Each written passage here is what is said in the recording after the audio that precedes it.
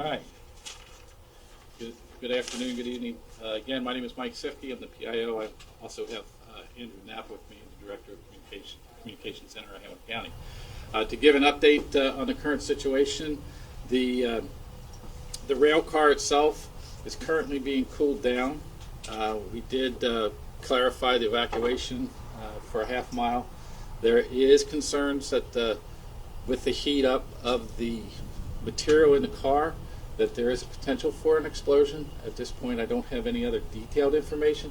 I do know that we have representatives from the railroad, representatives from the mitigation company from the railroad, the hazmat group, as well as the fire service. They're doing their task to keep the tank cool. I do know that the mitigation companies are waiting to make access to the car so they can inspect it for its integrity. Additional information, I don't have that at this point, but that's where we are currently. The roads in the evacuation order for the half mile, the roads will continue to be closed for an undetermined amount of time. It is still evolving, so this will be a long event. Other than that information, I don't have more to share other than it will be a long event. I don't have any details other than that at this time.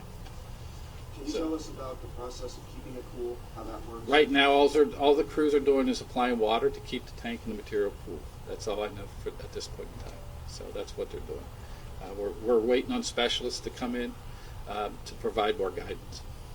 Just to get clarification, when did emergency crews go to the railroad? Like, when were they called over there, and how long did it take them for them to get over there? That I can't answer. I do know that at 12:46 this afternoon, the local fire department was notified that there was an odor in the area, and they responded to the area. With their response, that they went ahead and notified the appropriate authorities to get additional resources and start to mitigate the event. Going off of that, we had reports from some people living in the area saying that they saw EMS or emergency types officials around 10 a.m. and then later around 2 o'clock. Is that connected? I don't know. I don't know. I don't think it was connected because the initial call went out at 12:46. Is there any update on any potential injuries? At this point, I have no reports of any injuries, no civilians or no firefighters. Do you know how many people might still be in that area? At least you say the threat of an explosion exists. How many people might be in that area? Well, if there was an evacuation order initiated, and they should all be out, but I do not have a number if anybody stayed. I don't know. What can people do to protect themselves if they are nervous about being exposed to the styrene? I can't answer to the physical effects other than if you're feeling physical effects and you feel concerned, I would call emergency service, call 911. How would you describe this threat level? I am more concerned knowing what we know now. I don't have all the details. The experts are doing their task right now to determine that, to mitigate it. So other than that, I don't have a whole lot more than before. This 45 minutes turned into an hour, and that came up pretty quick. I'd like to report back in about an hour and a half. We would like to go ahead and put the information out. I believe our partners at the county EMA had put out some press information regarding our next press conference, and I'd like to confer with them when we put that out, so we'll share that. I don't know if Director Knapp has anything to add. One other thing that EMA is going to do is they're going to send out another wireless emergency alert into this area, and this time we're going to expand that range just a little bit to about a 2-mile range. So what that means is folks that hadn't gotten the alert before are going to now get this alert message. And the purpose of that is we understand that people, when they evacuate, that they are going to move away. They're going to, in general, go to friends or families and try to get to an area that's safe. And as a result, they're going to get farther away from the incident. The last thing in the world we want them to do is to have a sense of safety and think they can move back in.